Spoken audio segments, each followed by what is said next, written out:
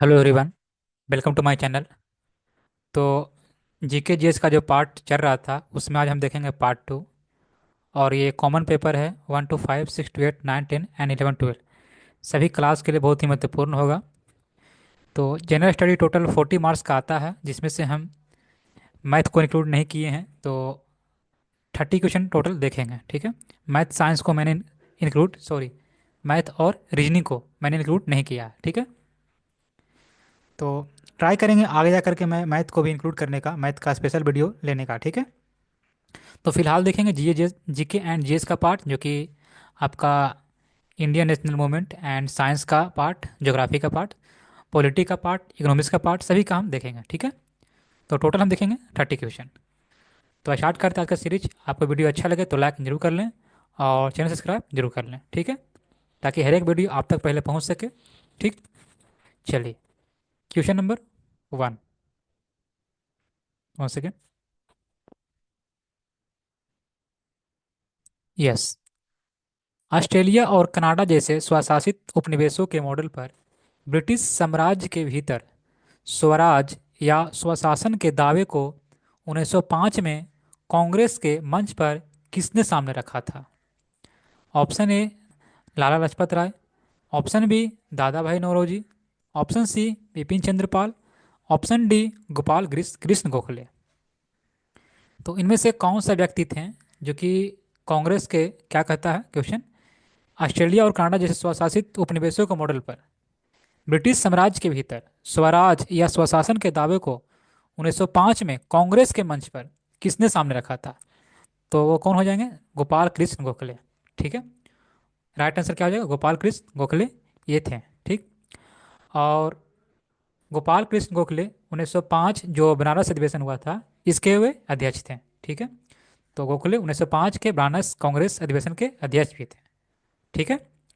और इनके बारे में अगर कहा जाए तो इस अधिवेशन में कांग्रेस ने सर्वप्रथम स्वदेशी के प्रस्ताव को अपनाया था तथा स्वशासन को कांग्रेस का लक्ष्य रखा था, ठीक है। अच्छा, गोपाल कृष्ण गोखले किनके गुरु थे? तो गोपाल कृष्ण गोखले गांधी जी के राजनीतिक गुरु थे। इन्होंने गांधी जी को भारत भ्रमण की सलाह दी थी। किसने? गोपाल कृष्ण गोखले, ठीक है। Question number 2। यस। वर्ष 1934 में कांग्रेस सोशलिस्ट पार्टी की स्थापना की गई थी। तो किन के द्वारा की गई थी? ऑप्शन ए क्या कहता है? जवाहरलाल नेहरू और विनोबा भावे द्वारा। ऑप्शन बी जवाहरलाल नेहरू और जयप्रकाश नारायण द्वारा। ऑप्शन सी जयप्रकाश नारायण और आचार्य नरेंद्र देव द्वारा। तो option C is the right answer. कौन थे वो? जयप्रकाश नारायण और आचार्य नरेंद्र देव। यस, ठीक है।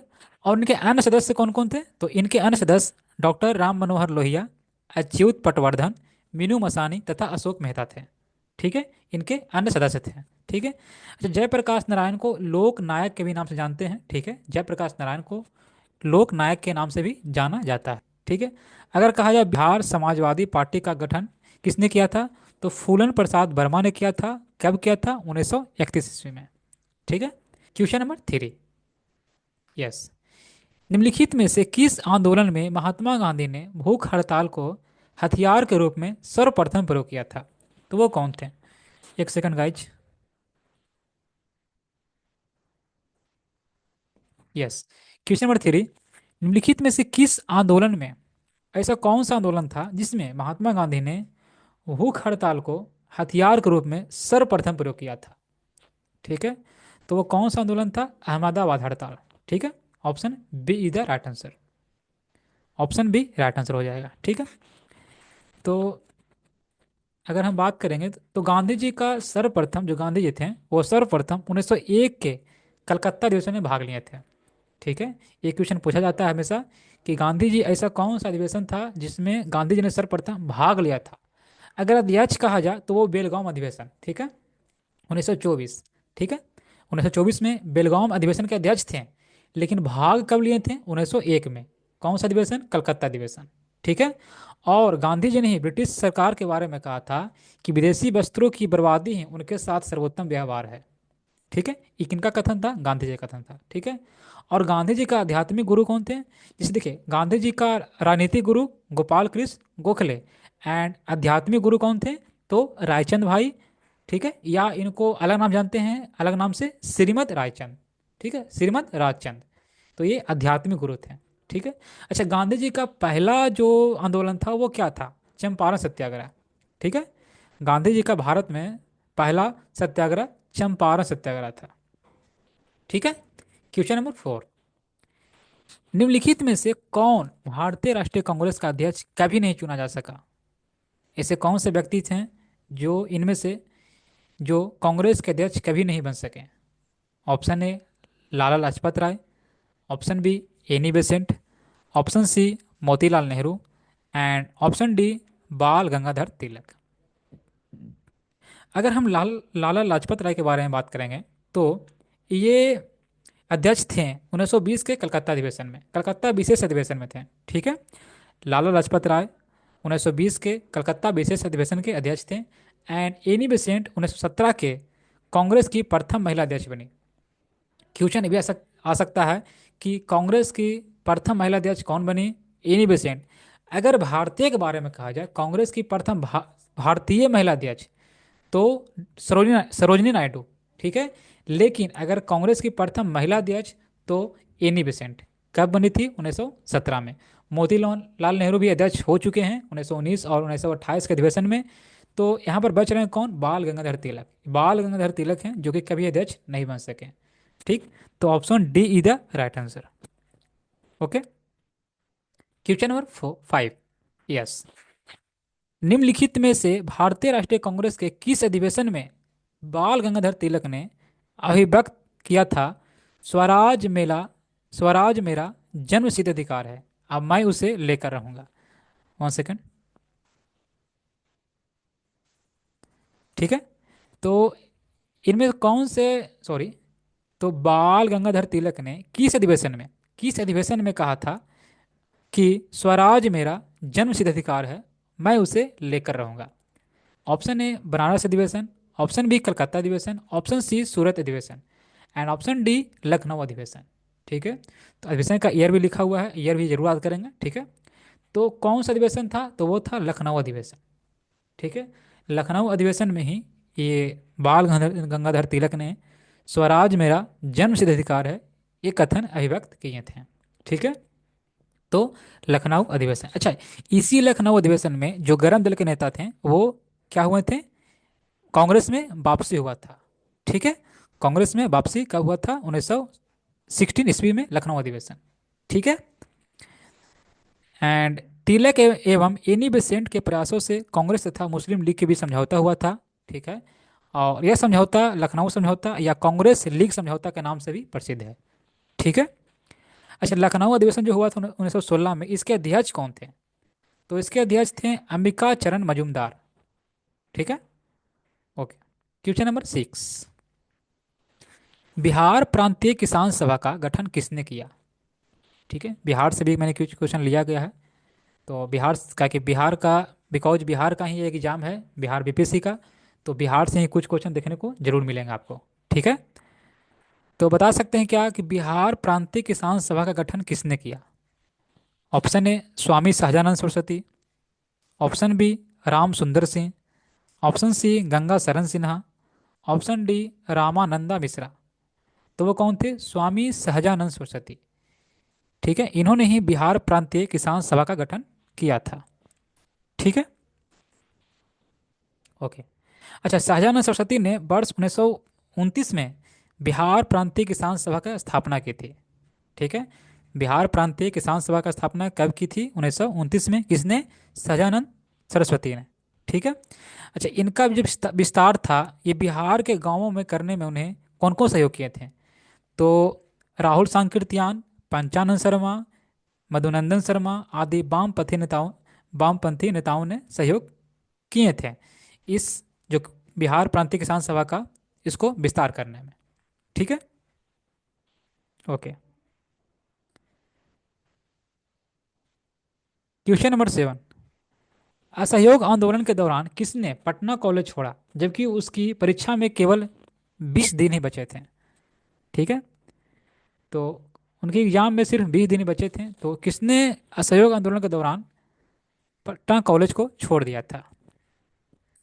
Option A Rajendra Prasad, option B Braj Kishore, option C Jayaprakash Narayan.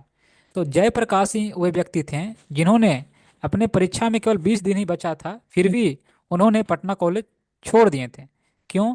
असहयोग आंदोलन में भाग लेने के लिए। ठीक है। तो अच्छा, जयप्रकाश नारायण का जो कि जन्म हुआ था, ये सारण जिला में जन्म हुआ था। ठीक है। और सारण जिला के सिताब दियारा में जन्म हुआ था। ओके। ठीक है। आंदोलन के दौरान कांग्रेस द्वारा संचालित बिहार विद्यापीठ में प्रवेश लिया था। ठीक है। क्वेश्चन नंबर 8, निम्नलिखित में से कौन सा भारत का एकमात्र रैक रेलवे है जिसे 2005 में यूनेस्को द्वारा विश्व धरोहर स्थल घोषित किया गया था? ठीक है। ऐसा एकमात्र रैक रेलवे है जिसे 2005 में यूनेस्को द्वारा विश्व धरोहर स्थल घोषित किया गया था। ठीक है। Option A Nilgiri mountain railway, option B Kangra घाटी railway, option C Matheran hill railway, option D कालका शिमला रेलवे। तो इनमें कौन सा ऑप्शन हो जाएगा? ठीक है।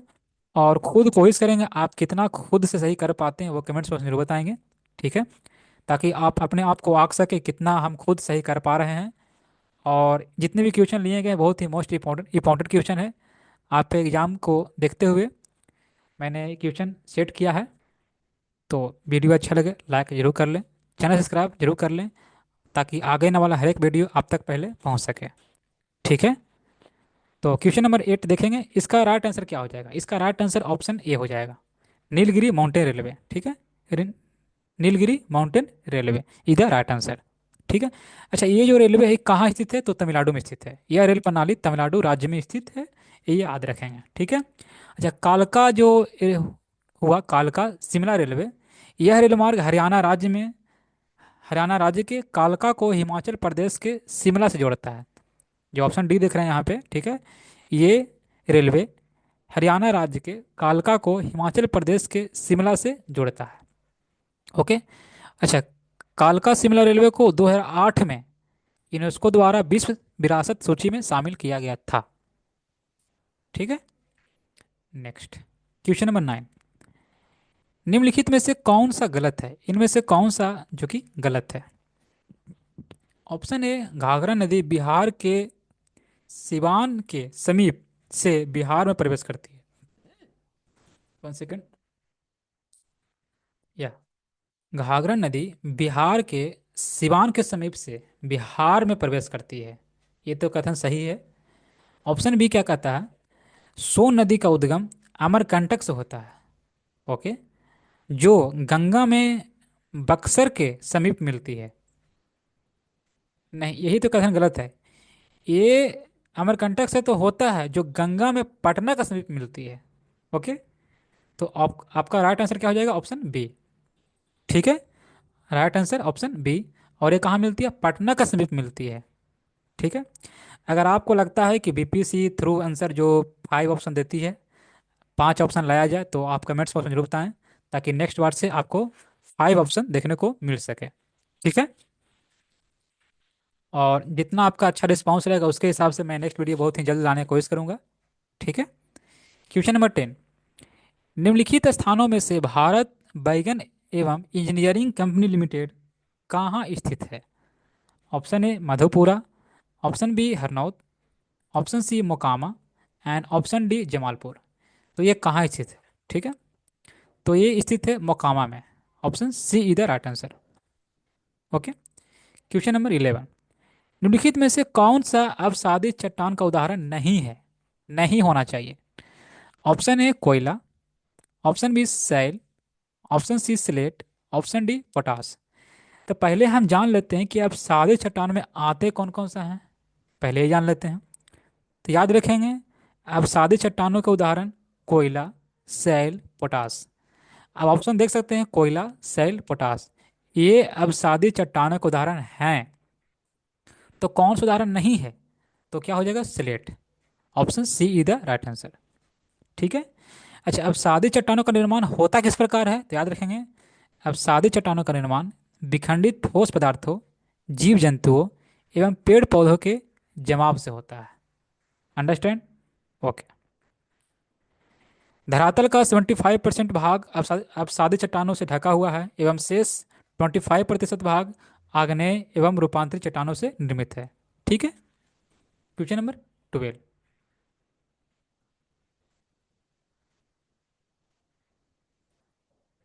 यस। निम्नलिखित में से कौन सी खरीफ फसल नहीं है? खरीफ फसल नहीं है। ओके। ऑप्शन ए कपास, option B soybean, option C चावल, ऑप्शन डी गेहूं। तो गेहूं है जो कि खरीफ फसल नहीं है, ऑप्शन क्या हो जाएगा? डी। ठीक है। अच्छा, खरीफ फसल का काल कब से कब तक, कब कटाई होता है, कब बुआई होता है? तो खरीफ फसल वर्षा वर्षा काल की फसल है, जिसकी बुआई जून जुलाई, और कटाई कब होता है? सितंबर अक्टूबर। ये कुछ याद रखेंगे। ठीक है। इसके अंतर्गत जो खरीफ फसल हुए उसके अंतर्गत चावल चावल, ज्वार, बाजरा, रागी, मक्का, जूट, मूंगफली, कपास, पटसन, तंबाकू, मूंग, सोयाबीन आदि की कृषि की जाती है। Question number 13। भारत का कौन सा राज्य तीन ओर से नेपाल, चीन और भूटान से घिरा हुआ है? ठीक है। ऐसा कौन सा राज्य है जो कि तीनों ओर से, देश, तीनों देश से घिरा हुआ है? कौन कौन सा देश? नेपाल, चीन, भूटान से घिरा हुआ है। तो वो कौन सा हो जाएगा? सिक्किम। सिक्किम एक ऐसा राज्य है जो कि तीनों ओर से नेपाल, चीन तथा भूटान से घिरा हुआ है। ठीक है। ये कुछ याद रखेंगे। और सिक्किम एक ऐसा राज्य है जो कि केवल एक राज्य से ही सीमा साझा करता है, वो कौन है? पश्चिम बंगाल। ठीक है। सिक्किम एक ऐसा राज्य है जिसकी सीमा देश में केवल एक राज्य पश्चिम बंगाल से लगती है, जबकि इसकी अन्य सीमा पड़ोसी देशों से लगती है। ठीक है। पश्चिम बंगाल जो कि सीमा भूटान तथा बांग्लादेश से सीमा लगती है, एंड अरुणाचल प्रदेश भूटान, चीन एवं म्यांमार से लगती है। Question number 14। ओके। 2,4-D का किस रूप में प्रयोग किया जाता है?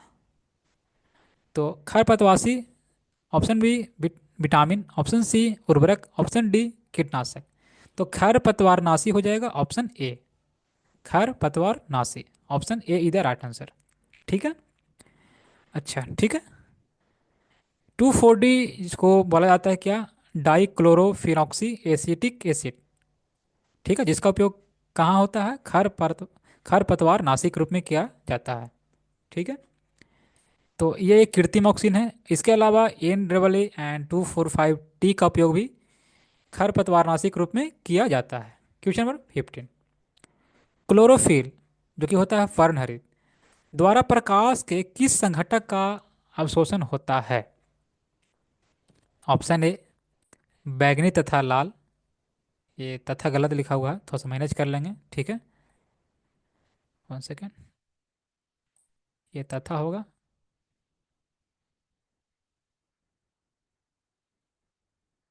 ओके। तो इसका राइट आंसर क्या हो जाएगा? Option, 1 second. Yes, option C इधर राइट आंसर, नीला तथा लाल हो जाएगा। ठीक है। ऑप्शन ये याद रखेंगे। पत्तियों में स्थित क्लोरोफिल के द्वारा सबसे अधिक क्या होता है? नीले, उसके बाद लाल, फिर हरे रंग की तरंगदैर्घ्य के प्रकाश का अवशोषण किया जाता है। ठीक है। क्लोरोफिल के स्वयं का रंग मैग्नीशियम के कारण हरा होता है। एक क्वेश्चन पूछा जा सकता है कि क्लोरोफिल का रंग किसके कारण हरा होता है?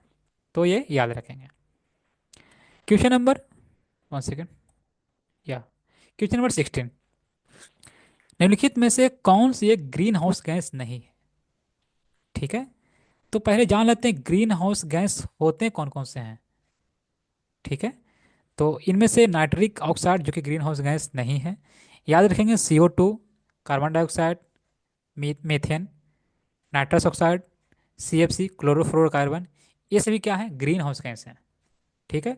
तो ऑप्शन देख सकते हैं, nitric oxide green house gas नहीं है। ओके। Question number 17। यदि, अब ये पॉलिटी का क्वेश्चन आ चुका है, याद रखेंगे। ठीक है।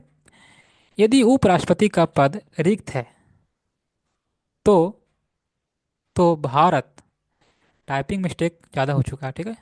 यहाँ पे हो जाएगा भारत। ठीक है। सॉरी गाइज, यहाँ हो जाएगा क्या? भारत, याद रखेंगे भारत। ठीक है।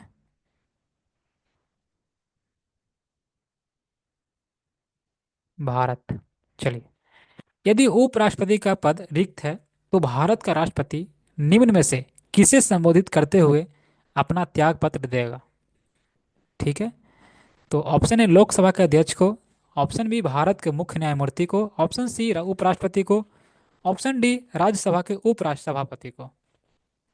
तो त्याग पद, अगर राष्ट्रपति उपराष्ट्रपति के पद रिक्त है तो जो राष्ट्रपति हैं वो किसको त्याग पत्र देंगे? भारत के मुख्य न्यायमूर्ति को, या कह सकते हैं भारत के मुख्य न्यायाधीश को। ठीक है, बात बराबर ही है। तो यहाँ पे राइट आंसर क्या बन जाएगा? आपका option B. Option B is the right answer. ठीक है। अच्छा, उपराष्ट्रपति अनुच्छेद किसके अंतर्गत आता है? अनुच्छेद 63 के अंतर्गत। ठीक है। अनुच्छेद आर्टिकल 63 क्या कहता है? भारत एक उपराष्ट्रपति होगा। ठीक है। उपराष्ट्रपति क्या होता है? जो कि राज्यसभा का पदेन सभापति होगा, ये आर्टिकल 64 में कहा गया है।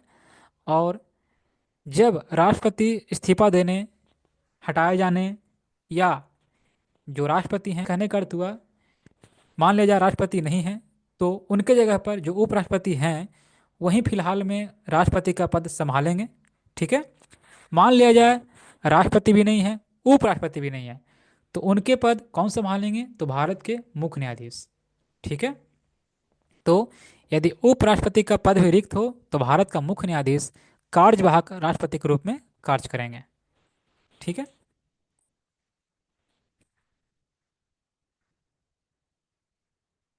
Yes, question number 18। बच्चों को मुफ्त और अनिवार्य शिक्षा का अधिकार अधिनियम 2009 संसद का एक अधिनियम है, यह कब लागू हुआ था? तो ये किस अधिनियम का अंतर्गत लागू हुआ था? 2012, 2011, 2009, 2010। तो ये कब हुआ था? 2010। Option D is the right answer. ठीक है, ऑप्शन डी राइट आंसर हो जाएगा। ठीक। निशुल्क और अनिवार्य शिक्षा, ये फिर टाइपिंग मिस्टेक, तो सॉरी गाइज, ये शिक्षा हो जाएगा। ठीक है, अनिवार्य शिक्षा।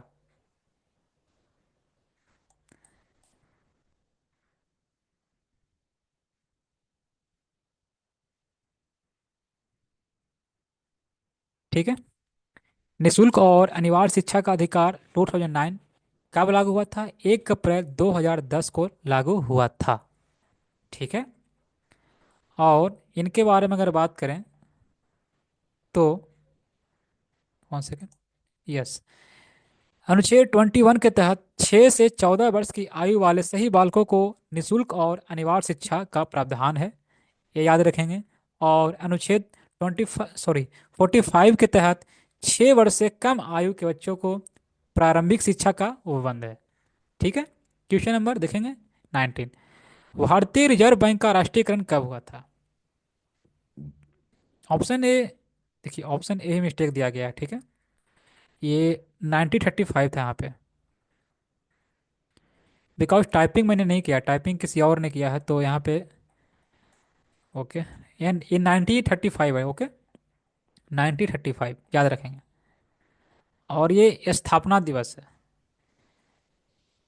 भारतीय रिजर्व बैंक का, आरबीआई का स्थापना हुआ था 1935 को। ठीक है। यस, स्थापना हुआ था 1935 को। और इसका राष्ट्रीयकरण कब हुआ था? तो 1 जनवरी, 1 जनवरी 1949 को ये राष्ट्रीयकरण हुआ था। ऑप्शन सी इधर राइट आंसर। प्रारंभ में इसका कार्यकाल कोलकाता हुआ करता था, जो कि 1937 में मुंबई में स्थानांतरित कर दी गई थी। ठीक है। तो भारतीय रिजर्व बैंक का राष्ट्रीयकरण कब हुआ था? 1 जनवरी 1949 को। ठीक है। Question number next 20। Yes, PM पोषण योजना किस मंत्रालय द्वारा लागू की गई थी? पीएम पोषण, जो कि जानते होंगे आप, पहले इसे हम मिड डे मील, ठीक है, जिसे हम मिड डे मील मध्याह्न भोजन के नाम से जानते थे, और जिसकी शुरुआत कब हुई थी? अप्रॉक्स 1995 में। ठीक है। जिसका नाम चेंज कर दिया गया था 2021 में, और इसका नाम क्या हो गया था? पीएम पोषण योजना। याद रखेंगे, पहले इसका नाम क्या था? मिड डे मील मध्याह्न भोजन योजना, जिसे लागू किया गया था 1995 में। और 2021 में इसका नाम चेंज कर दिया गया था, और जिसका नाम बदलकर पीएम पोषण योजना कर दी गई थी। ठीक है। और किसके द्वारा लागू की गई? शिक्षा मंत्रालय। Option D is the right answer. Question number 21। Kathakali जो भारत के शास्त्रीय नृत्यों में से एक नृत्य है, मुख्य रूप से भारत के निम्नलिखित में से किस राज्य में किया जाता है? Option A Kerala, option B Uttar Pradesh, option C Manipur, option D Assam. तो ये कथकली किस राज्य का मुख्य नृत्य है? तो ये है केरल का।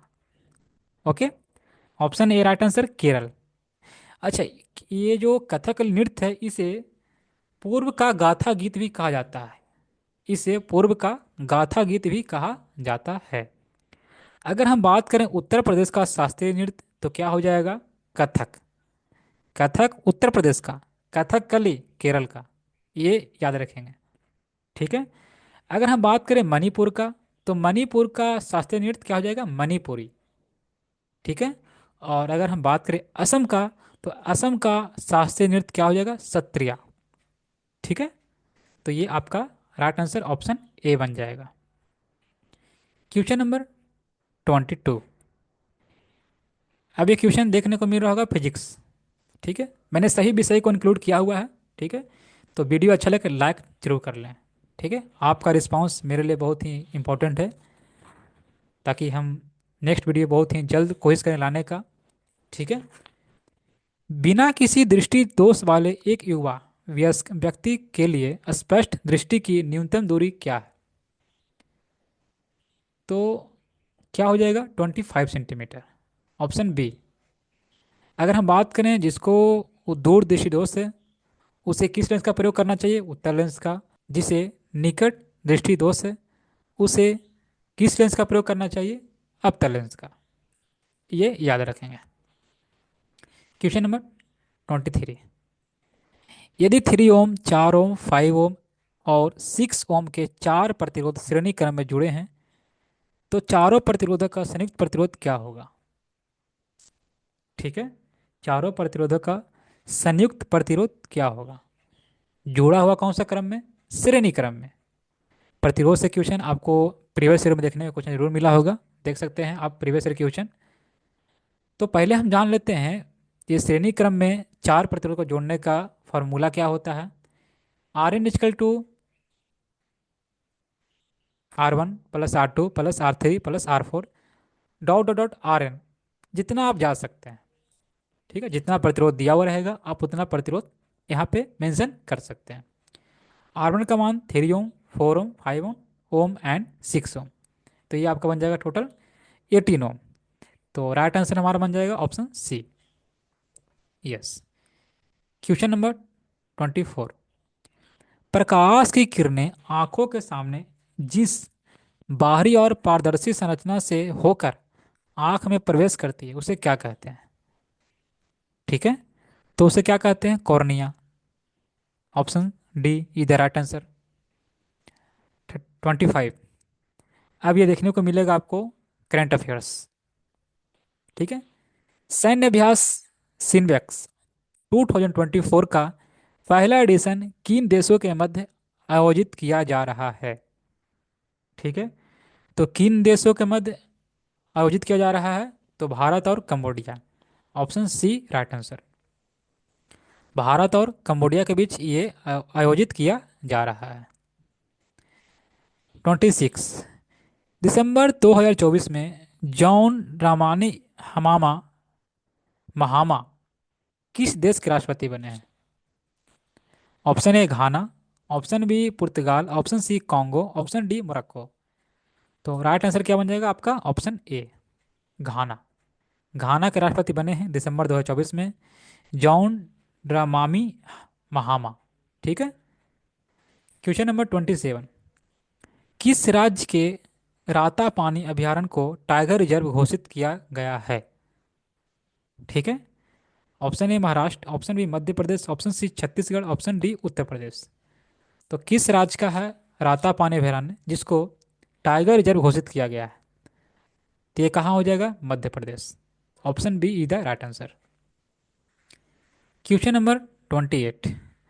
पद्मश्री अमिया कुमार बागची का निधन हो गया है। ठीक है, और निधन कब हुआ है ये याद रखेंगे। तो इनका निधन हुआ है 28 नवंबर 2024 को। ठीक है। इनका संबंध किस क्षेत्र से है? तो इनका संबंध इकोनॉमिक्स से है। ठीक है, मृत्यु देख सकते हैं 28 नवंबर 2024 को। इनका संबंध किस क्षेत्र से है? तो economics. Option A is the right answer. Next question number 29। नवंबर 2024 में भारतीय सेना ने अधिकारियों के प्रशिक्षण के लिए कौन सा ऑनलाइन डिजिटल प्लेटफॉर्म लॉन्च किया? कौन सा ऑनलाइन डिजिटल प्लेटफॉर्म लॉन्च किया? विश्वामित्र, विक्रम, शिव, एकलव्य। तो राइट आंसर क्या बन जाएगा? एकलव्य। अच्छा, भारतीय सेना के अध्यक्ष कौन है? ठीक है, भारतीय सेना के अध्यक्ष कौन है? तो जनरल उपेंद्र द्विवेदी। ठीक है, भारतीय सेना के अध्यक्ष कौन है? तो जनरल उपेंद्र द्विवेदी हैं। याद रखेंगे। ठीक। अच्छा, ये हम थल सेना दिवस कब मनाते हैं? तो थल सेना दिवस मनाते हैं 15 जनवरी को। ये भी याद रखेंगे। ठीक है, तो इसका राइट आंसर ऑप्शन डी बन जाएगा, एकलव्य। Question number 30। कौन सा देश क्वाड समूह का हिस्सा नहीं है? पिछले बार क्वेश्चन आपका आया था G7 का सदस्य नहीं है। ठीक है, तो कौन सा देश क्वाड समूह का हिस्सा नहीं है? और क्वाड का देखे होंगे, ये 2024 में इसका जो आयोजन हुआ था, कहाँ हुआ था? अमेरिका में हुआ था। ठीक है, तो इसका सदस्य कौन सा नहीं है? कनाडा। ठीक है, कनाडा जो कि सदस्य नहीं है। क्वाड में कितने देश आते हैं? टोटल 4 देश। कौन कौन से आते हैं? तो भारत, जापान, अमेरिका और ऑस्ट्रिया। ये टोटल 4 देश क्वाड क्वाड समूह में आते हैं। ठीक है, क्वाड का गठन कब हुआ था? 2007 में गठन हुआ था। याद रखेंगे। और 2024 की बैठक कहाँ हुई? अमेरिका में हुई। ठीक है, तो आज का ये लास्ट क्वेश्चन था। टोटल हमने 30 क्वेश्चन देख चुके हैं। तो सिर्फ मैंने मैथ और रीजनिंग को इंक्लूड नहीं किया है, बिकॉज वो सॉल्यूशन का पार्ट है और मेरे पास राइटिंग पैड फिलहाल के लिए नहीं भी उपलब्ध है। तो वीडियो अच्छा लगे लाइक जरूर कर लें, चैनल सब्सक्राइब जरूर कर लें, ताकि नेक्स्ट वीडियो आप तक पहले पहुंच सके। ठीक है, thank you everyone, thanks for watching.